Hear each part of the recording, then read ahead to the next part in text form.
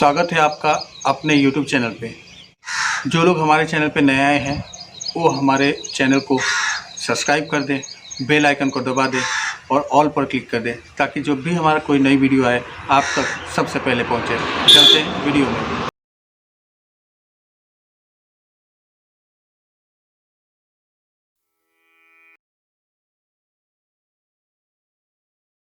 उत्तर प्रदेश के पावन धरा का महत्व का गुणगान जितना भी किया जाए उतना कम है।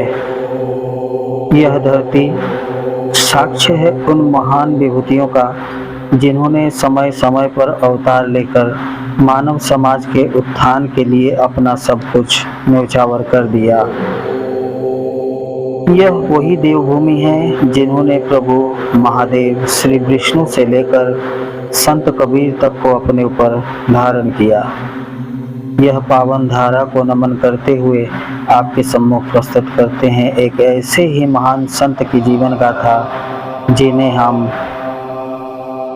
देवहरा बाबा के नाम से जानते हैं। देवहरा बाबा जी के जन्म संबंध में कोई सटीक जानकारी किसी के पास नहीं है। लोकमत के अनुसार बाबा जी उत्तर प्रदेश के देवरिया जिले के नाथ नगोली ग्राम लाल रोड के रहने वाले थे। बाबा जी के जन्म से लेकर आजीवन सभी जानकारियां कौतूहल से भरा है। कहाँ जन्म हुआ, बचपन कहाँ बीता, किसी को भी इसकी सटीक जानकारी नहीं है कि बाबा जी 250 से लेकर 900 साल तक जीवित रहे हैं। उन्होंने कभी जीवन में भोजन नहीं किया। जल और फलाहार करके ही अपना संपूर्ण जीवन व्यतीत करने वाले बाबा जी का मानना था कि वो किसी माता के गर्भ से नहीं जल से अवतरित हुए हैं। योग क्रिया में निपुण देवहरा बाबा जी जल के अंदर घंटों घंटों तक बिना श्वास लिए रह सकते थे, जो किसी साधारण मनुष्य के लिए असंभव है। बाबा जी असाधारण व्यक्तित्व, अलौकिक शक्ति के स्वामी होने के साथ साथ बड़े शांत और दयावान संत थे। जो भी उनके दर्शन हेतु आए कभी किसी को खाली हाथ नहीं भेजा। जमीन से लगभग 12 फीट ऊपर मचान बनाकर भक्तों को आशीर्वाद देने वाले बाबा जी से जब पूछा गया उनके मचान पर रहने का रहस्य, तो बाबा जी ने बताया कि योगी को जल, अग्नि और शिला से 4 हाथ ऊपर रहना चाहिए। अष्टांगी योग और खेचरी मुद्रा में पारंगत बाबा जी से जब उनकी अवस्था के बारे में पूछा गया तो उन्होंने बताया कि उनकी अवस्था ईश्वरलीन अवस्था है। बाबा जी ने कभी भी अपने किसी चमत्कार का वर्णन या दावा अपने मुख से नहीं किया, परंतु उनके भक्त और उनके अनुयायी बाबा जी के चमत्कारी होने का हर पल दावा करते हैं। बाबा जी के करीब 10 साल तक सेवा करने वाले मार्कंडेय महाराज जी के अनुसार बाबा जी ने कभी किसी वस्त्र को धारण नहीं किया, मृगछाल ही धारण करते थे, ना भोजन करते थे, केवल जल और फलाहार ही बाबा का आहार था। बाबा जी के जीवन जितना ही रहस्यमय है, उनके अनुयायी की कतार भी उतना ही लंबा है। दस्तावेज के अनुसार 20वीं सदी के सबसे ताकतवर इंसान प्रिंस चार्ल्स पंचम ने भी बाबा जी का दर्शन किया। डॉक्टर राजेंद्र प्रसाद, जवाहरलाल नेहरू, सरदार वल्लभ भाई पटेल, इंदिरा गांधी, राजीव गांधी, अटल बिहारी वाजपेयी आदि भी बाबा जी के भक्तों में से थे। लेख है कि इमरजेंसी के बाद जब इंदिरा गांधी चुनाव हार गई तो बाबा जी से मिलने पहुंची और अपनी पार्टी के बारे में बात किया। तब बाबा जी ने अपना हाथ ऊपर करके आशीर्वाद दिया। वापस आके अपनी पार्टी के चुनाव चिन्ह को हाथ का पंजा रखा। बाद में बहुमत से पुनः सरकार में आई। बाबा जी के भक्त उन्हें अंतर्यामी मानते थे। बाबा जी अपने भक्तों के मन की बात जान लेते थे।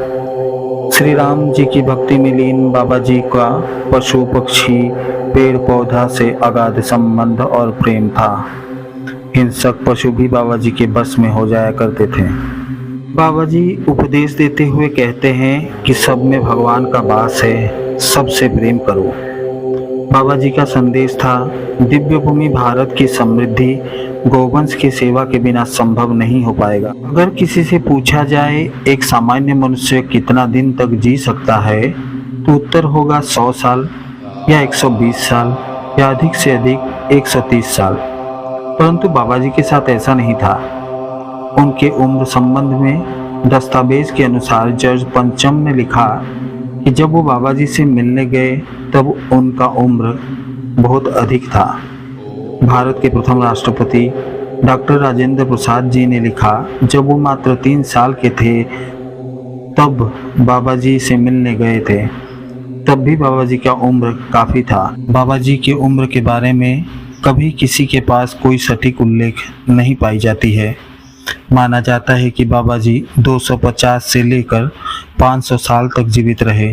कहीं कहीं उल्लेख है कि वो 900 साल तक जीवित रहे हैं। मूल रूप से देखा जाए तो बाबा जी का संपूर्ण जीवन ही रहस्यों से भरा हुआ है। बाबा जी ने अपने जीवन काल में भारत के कई स्थानों का दौरा किया। विभिन्न राज्यों में अलग अलग नामों से बाबा जी जाने जाते थे।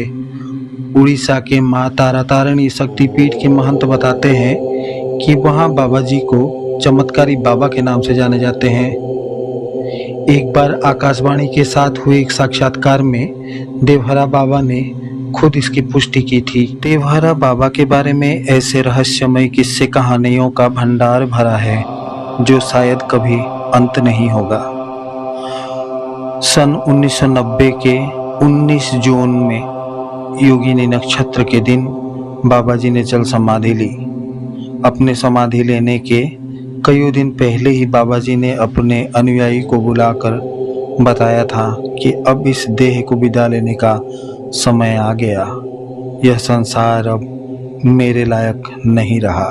वीडियो में बने रहने के लिए आप लोगों का बहुत बहुत धन्यवाद। इसी तरह का और भी वीडियो देखने के लिए हमारे चैनल को सब्सक्राइब कीजिए, हमारे वीडियोस को लाइक और शेयर जरूर कीजिए। कमेंट बॉक्स आप लोगों के लिए खुला है, किसी भी तरह का सुझाव आप अपने कमेंट पे जरूर दें। धन्यवाद।